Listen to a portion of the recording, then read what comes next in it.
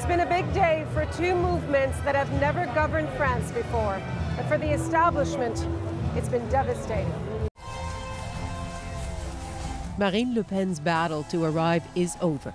She has arrived. The closest the extreme right has come to power here since her father 15 years ago. Millions approved of her ultra-nationalist France First brand. Naturally, she called that an act of French pride. The time has come to free the French people from arrogant elites who want to dictate how to live, because indeed, I am the people's candidate, she says. The people's vote for change now forces a choice between far right and the center. The independent pro-EU movement, started by 39-year-old Emmanuel Macron, is barely a year old.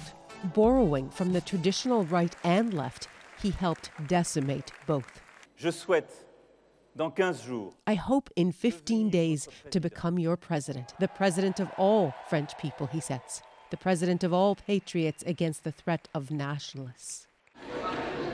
What comes next is a debate and ultimately what amounts to a referendum on France's place in the world, on globalization, immigration, even tolerance, issues that galvanized many voters today. My nightmare is to see the extremes get power, obviously, he says. That's also why we come to vote, because the consequences for us would be important. A battle at the ballot box for some, but for others, it was on the streets.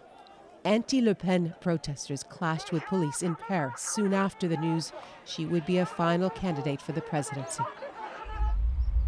But in places like Beaumont, with high unemployment and low expectations of the presidential palace, Le Pen is seen as the answer. It's one of the few towns controlled by Le Pen's Front National, and where supporters came to hear her speak. She was able to show Beaumont and the surrounding towns that she's the candidate who might be our last chance, she says. She offers a lot of hope to this city.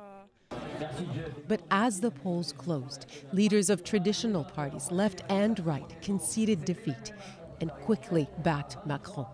Republican leader François Fillon said Front National is known for its violence and intolerance.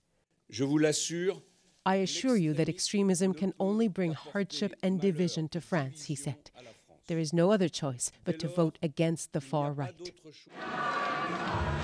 They were early broadsides, and they will only make it harder for Le Pen to sway enough voters to propel her to the presidency. But not impossible. That France wants to change is abundantly clear, but now it's about what kind of change. That was Nella Ayed in Paris.